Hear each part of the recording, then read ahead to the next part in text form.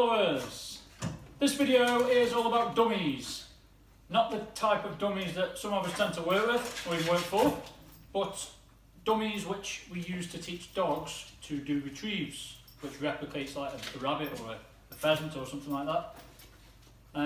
Now I first come across dummies and never heard of them or knew what they were. I first come across them when I used to have a dog years ago and I was training her in the water, and she came back, she retrieved a dummy that I didn't even know was there, and I didn't know it was specifically for a retrieval tool, but I used to use it for that purpose anyway, and she really loved it. Now, she'd never seen one before, she just naturally picked it and was obsessed by it. Like you can see, these dogs are obsessed because I've got a selection up there. Now, a dummy is just something which we throw for a dog, and the dog can see or smell, or even not see but smell, and it might replicate game. It might be heavy, it might be light, it might float, and the dog uses that then to go out and pick it or retrieve it and bring it back to you, and it's part of a toolkit to teach a dog to retrieve for you. And it's a bit like a whistle in a way, in that people think they're mysterious. If you see somebody with a dummy, you think they're I don't know, dog handler of the year or something, and it's just a tool, and it's a tool to be used right or wrong. It doesn't mean just because you own one or you use one that everything's going to go hunky-dory, same as a whistle. Now, all it is something for you to throw for your dog and to teach your dog to go out, look for that thing or detect the smell of that thing, pick it up, bring it back to me, sit in front of me and wait for me to take it out of your mouth. So I don't really start with dummies. Fern's never even, she's seen a dummy and she can smell them and she's obviously obsessed with them, but she's never touched one yet. Darley has, and I made a few mistakes with Darley early doors because I've never worked with them as such structurally in a structured training with a dog. So I'll talk about the mistakes I made, and hopefully you guys won't make them. But if you look back in my retrieving videos, the first thing that I start retrieving with is a sock. First thing Fern ever picked was a sock. It was a worn sock. I've worn it. It's got a hole in, so rather than throw it away, tied it in a few knots. Get away, you pigs. Tied it in a few knots, and then roll it up in a ball. And the reason I use this is because in a puppy's like really needle-like teeth, it tends to stick in the mouths, and they're less inclined to drop it then. Or even if they want to drop it, it sticks. So you use that for just gaining a bit of interest like this. So I've always started with a sock. And I've started with a sock and carried on with a sock and carried on with a sock until it's really drummed into the dog that I want you to go pick that up, come back to me, and I'm a safe place to be. I'm not going to take it off you and pinch it forever, you can have it back. And I want to use this to teach a dog that picking things up and bringing them back to me is really fun. If you could see their eyes now, the focus I've got of them and the excitement in them, hey, that'll do, is great. What we then do is we move on from the sock, and you don't have to move on, and I still use socks. I've got them all littered around the house, much to my wife's delight. Get away. Is then to a little tennis ball. And I tell a lie, it wasn't the first thing Fern ever picked. I took this with me when I went to choose Fern and threw it a few times for her just to see if she was going to be, or to see which of the pups was interested in chasing after things, or with their eyes following things, picking them up, carrying them in the mouth, bringing them back to me, or how they'd be. And that's, she's obsessed with it. Now a lot of dogs are ball driven as well. They've got a really high drive to do anything for a ball, and that's a great tool to use for them. And Darley doesn't tend to be, although at the minute she's watching it like a hawk. I tend to get a lot of attention off Darley with a ball if there are two dogs together, because it then becomes competition. So rather than Darley thinking, I'm not interested in it, Darley starts to then think, well, if I don't get it, the other dog will, so I'll go and get it. So we start with a small ball, then we move on to a bigger ball, and then I move on to a paint, get off, a decorating roller, painting roller. And the reason for this is it's got the size, nice big size, so the dog learns to open the jaws around it. But it's really light, because if you give her something really heavy that's probably only a quarter of her body weight, she ain't going to go after it, or ain't going to be able to pick it up. And then if a dog can't pick something up, it's going to learn the habit of spending ages faffing around trying to pick it up or trying to get it in the right position. You don't want that. You want the dog to go over, grab it, and straight back to you. Not go over, grab it, go over, look at it, move it around into the right position, try and pick it up, fail 3 times, and then bring it back, because that's just teaching bad habits right from the get-go. So once she's used to bringing a roller, a nice light but sizable roller back, then I'll move on to something with a bit of weight. Now, the mistake I made with Darley is I used this. This is a dummy. Get out of it. This is a dummy, and it's got a little flap on it. It's got a flap on it there.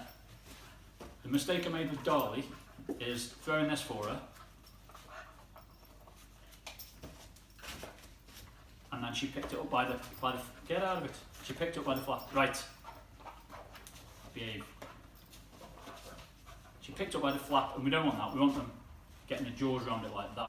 Here are a few photos I took of Darley a few months ago doing the retrieve and grabbing it by the flap. So I stopped it pretty much straight away so it couldn't become a problem, and hopefully it hasn't. So let's get them back in the cage and carry on with the video. Cage. Good girls. We want the dog getting the jaws around it and grasping it firmly, because if it's a bird or a rabbit and it's shot but not killed, we don't want it struggling and getting free, and it probably would do if you grabbed it by its wing or by its feather. So we want a good grasp. So what I would do in the future, or what I would do if I were you guys using these, I would take that up like that. You may also get problems down the line as well. If they learn to pick that up like that, then they'll start picking these up like that, and we don't want that at all. Now I've seen a few things where people put pieces of metal coat hangers in the end, sticking out at all angles to deter the dog from going there or there, to force them to go there. But that is a really harsh way of achieving a goal when there are easier ways to achieve it, and I don't think that's really fair on a dog. Doing all he can for you, running up to a dummy, fast as he can like lightning, trying to grab it, and he gets a coat hanger in the eye, it's not really fair. So I wouldn't do that.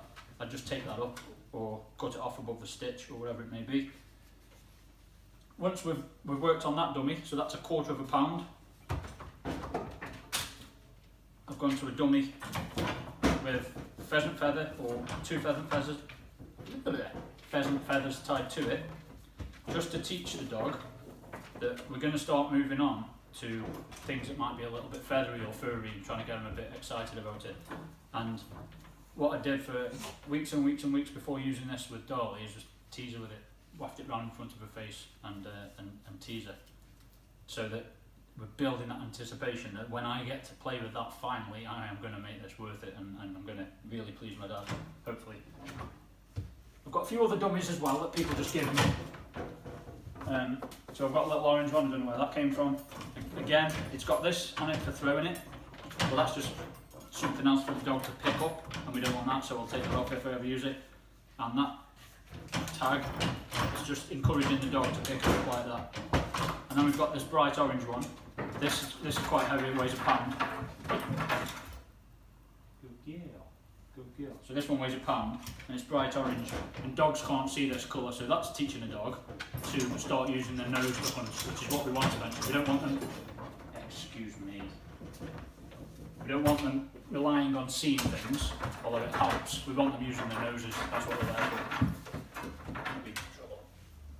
And then I've also got, I mentioned to my wife that I was having trouble with Darley picking dummies by the end, and I needed something like a dumbbell shape, but I didn't know if there was such a thing, so I said I was going to make something, and she came back from Aldi with that. It's perfect because it's a dumbbell shape, so it's encouraging the dog to naturally go to the centre section to pick it like that, but it makes a noise, which I don't want, and it's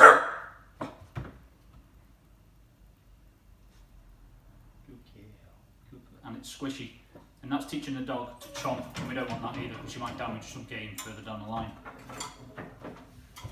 And then I've also got a 1 pound dummy which has got a rabbit skin on it, which I'm going to use to teach the dog scent and feel detection further down the line. Someone gave me that one. And I've got a 1 pound dummy with a pheasant pelt wrapped around it, and that's for much the same purpose. I've got all these tools, but you don't just, all you have is tools, you don't just jump to that. I'm an electrician, and so I've got lots of tools for that job. But when I was learning that job, I didn't go out straight away and start messing around with electrics. I learned, and the tools I used, I built up to gradually, and my knowledge built up. And it's the same with these. That is more useful than that. That's where all the foundations come from, and all the development of the skills. That is just for more precision later down the line once that's nailed in, and all the other tools further down the line. So don't get ego and think, oh, I'm going to get that, I'm going to get my dog running around after pheasants.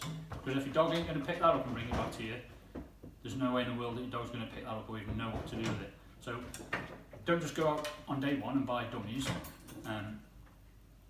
People give me these, I don't know why, but I'm not going to say no to anything free. But that's the most important tool I've got, and once that's working, then that and that. So don't go rushing out spending a load of money, because they are perfect for the job. You don't need dummies yet. You don't really need your dog retrieving yet. Just do a few every now and then just to get your dog sort of used to it and desperate for it. And it can all come further down the line once the basics have come. Sort of teaching the dog not to do this. I think these dummies have got a hype. So I hope that helps answers a few questions that have been asked on dummies. If there are any more, fire away. And hope it's been useful for everybody. And now I'm off to throttle this dog. So here's a selection, or this selection, which I've just shown in the video, but a bit closer up. So there's a sock. I tie it in a few knots, and then I sort of fold it over on itself, so it's more of a ball shape, so it's like that. Small tennis ball, got loads of big tennis balls as well. There's the paint roller, so it's got a bit of a fluffy texture to it. There's a £1/4 dummy, and there's the flap I was trying to show in the video, but you can't really tell. So dogs tend, or Dolly has tended to pick it up by this bit, which we don't want. We want them picking it up like that with the jaws around it. Same again. So that tag, that flap, would be best taped over like that, or tied up or cut off. There's the dummy in a dumbbell shape. Sorry, not the dummy, the toy in a dumbbell shape, which is what I thought would hopefully encourage you to go towards the middle, which it has done so far. There's a £1/4 dummy with a pheasant wing tied around it. There's a £1 dummy, which is bright orange, which dogs can't see very well, so that's going to teach her to use her nose more than her eyes. And there's a £1 dummy with a rabbit skin on, and again, it's just exactly the same as this one, inside a rabbit skin. So this bit would be better taped over like that. And then there's a pheasant pelt, so £1 dummy again, and then there's a pheasant pelt wrapped around it, and then just held in place with a few elastic bands. And that'll get the dog used to the sight, the texture, the smell of a pheasant, and then hopefully when she comes across that in the future, it won't be something new to her if she's used to experiencing it through this dummy. Thank you for watching me and Fern.